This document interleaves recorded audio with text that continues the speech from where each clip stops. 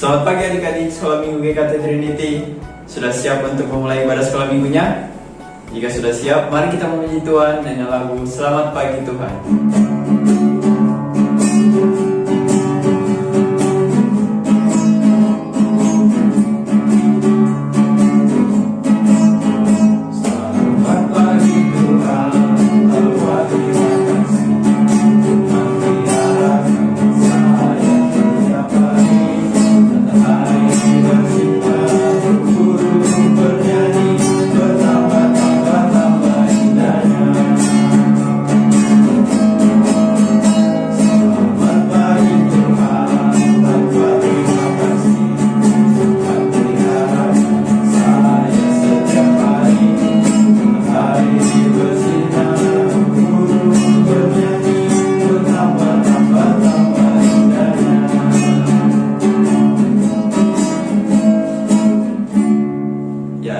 Mari kita satu dalam doa, kita berdoa.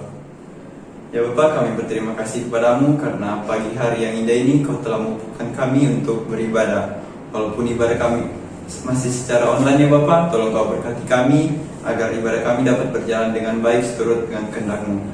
Inilah yang menjadi doa kami, dalam nama-Mu kami berdoa dan mengucap syukur kepadamu. Amin. Ya adik-adik, mari kita memuji Tuhan kembali dengan lagu Yesus Sayang Semua.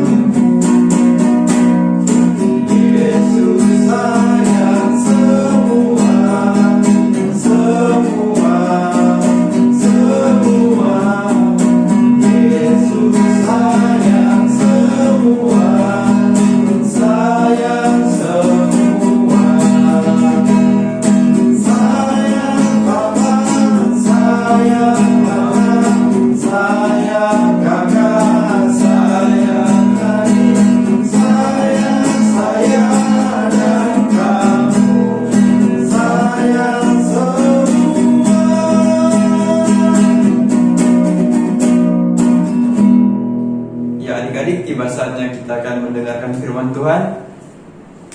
Tapi sebelum itu, mari kita kembali memuji Tuhan dengan lagu Mengikuti Yesus Keputusanku.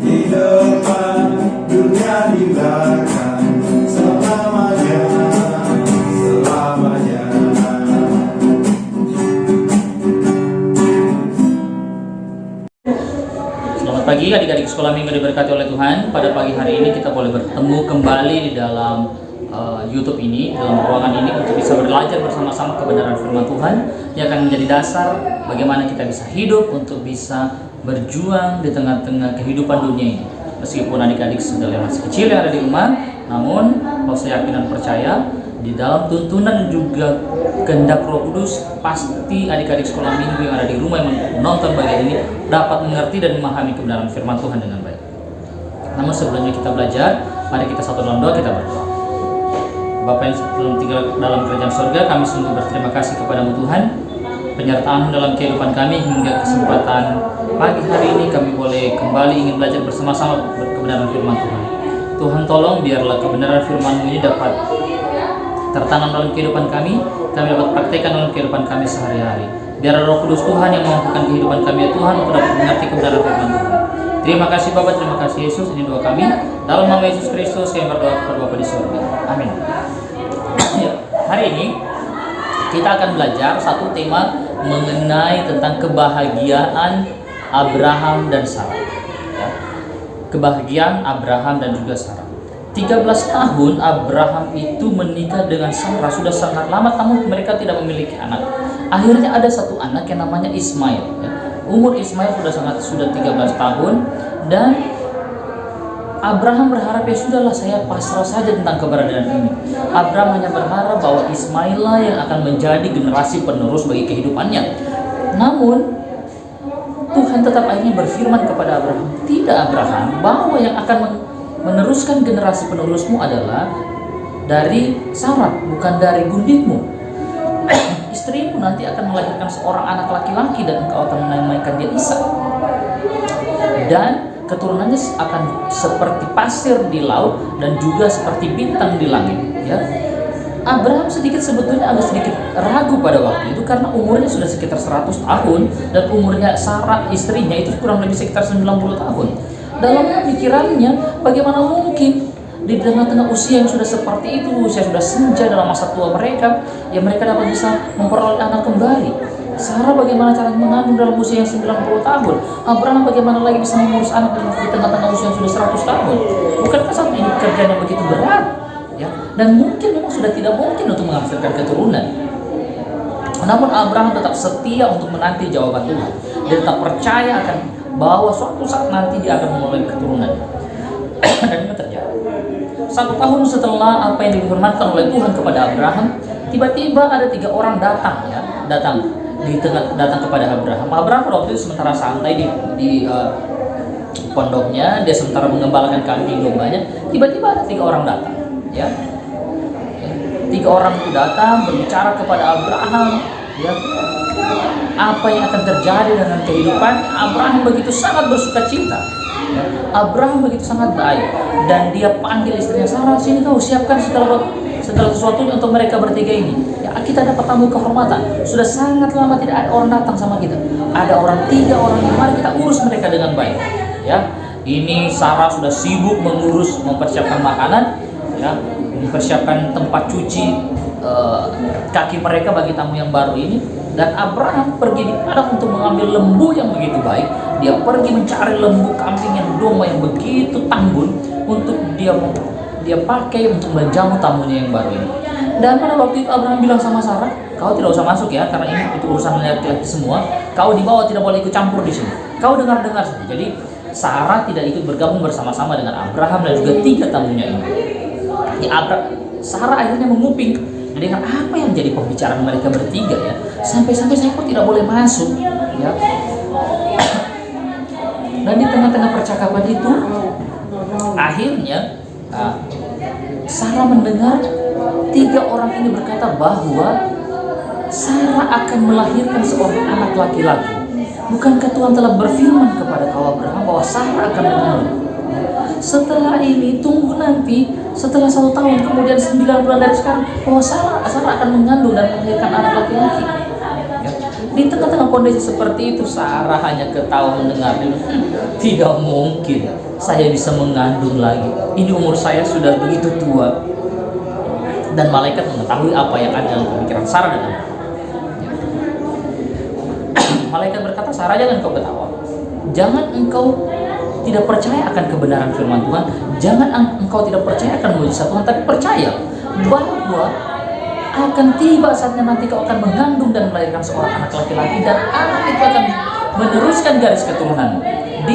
Keturunan itu akan menjadi seperti pasir di laut dan seperti bintang di langit. Percaya akan bagian itu. Dan malaikat itu pergi. Memang akhirnya 9 bulan kemudian dari semenjak malaikat itu datang, Sarah memang Abraham akhirnya memperoleh seorang anak laki-laki. Akhirnya mereka menamakan dia Ishak. Ya. Sarah mengingat bagaimana waktu itu dia ketawa sewaktu malaikat itu datang untuk memberitahukan dia bahwa dia akan mengandung. Dia dia ketawa, sangat ketawa. Itulah sebabnya akhirnya Ishak itu disebut anak yang ketawa. Hal-hal yang tidak mungkin bagi mereka berdua akhirnya tercapai. Ya. Abraham dan juga Sarah senang sekali. Mereka sangat bersuka cita dengan apa yang telah mereka terima. Apa yang telah mereka idam-idamkan kurang selama pernikahannya mereka berpuluh-puluh tahun, itu akhirnya Tuhan menjawab. Ya. Meskipun di usia yang semakin senja akhirnya mereka memperoleh keturunan. Mereka mulai menjadi orang tua yang utuh, mereka menjadi orang tua yang sempurna mengurus anak mereka sendiri. Di sini kita melihat bahwa apa yang tidak mungkin bagi manusia itu mungkin bagi Tuhan. Kita mungkin melihat, saya tidak bisa Tuhan, saya tidak mampu mengerjakan ini Tuhan, saya mengingini ini Tuhan. Tapi akhirnya mungkin kita berpikir, tapi kan saya tidak bisa. Namun bagi Tuhan itu tidak ada yang mustahil. Tuhan pasti akan bisa mencukupkan, Tuhan pasti akan bisa melakukan segala sesuatu yang kita tidak pikirkan. Jadi mungkin adik-adik di rumah sekarang berpikir, aduh sepertinya saya sulit sih belajar matematika, saya tidak bisa belajar IPA, saya tidak bisa belajar IPS, atau ada mungkin pelajaran-pelajaran tertentu yang adik-adik di rumah tidak tahu. Namun berdoa di depan Tuhan, datang di depan Tuhan, Tuhan pasti akan memberikan kepintaran. Itu sesuai dengan maksud dan cara Tuhan sendiri. Untuk itu, apa yang kita miliki sebagai orang Kristen adalah pengharapan. Di tengah-tengah pengharapan kita terus berdoa kepada Tuhan agar suatu saat nanti kita bisa menantikan apa yang selama ini kita nantikan. Biarlah itu menjadi kebahagiaan dan sukacita bersama-sama dengan Tuhan. Kalau memang Tuhan menghendaki itu. Untuk itu tetaplah berharap, tetaplah berserah kepada Tuhan. Meskipun kita masih kecil, meskipun kita masih belum terlalu paham akan apa maksud Tuhan dalam kehidupan kita, namun yakinlah adik-adik di rumah, dengan tuntunan dan penyertaan Roh Kudus, adik-adik di rumah pasti akan memahami, akan mengerti hakikat hidup kebahagiaan yang sesungguhnya. Amin. Mari kita berdoa. Bapa di sorga, terima kasih untuk membacaan perenungan firman Tuhan yang kami boleh baca dan renungkan. Biarlah firman Tuhan pada siang hari ini mengajarkan kami tetap setia dan berharap kepada Tuhan. Terima kasih Bapa, terima kasih Yesus. Ini doa kami dalam nama Yesus Kristus. Saya berdoa kepada Bapa di sorga. Amin.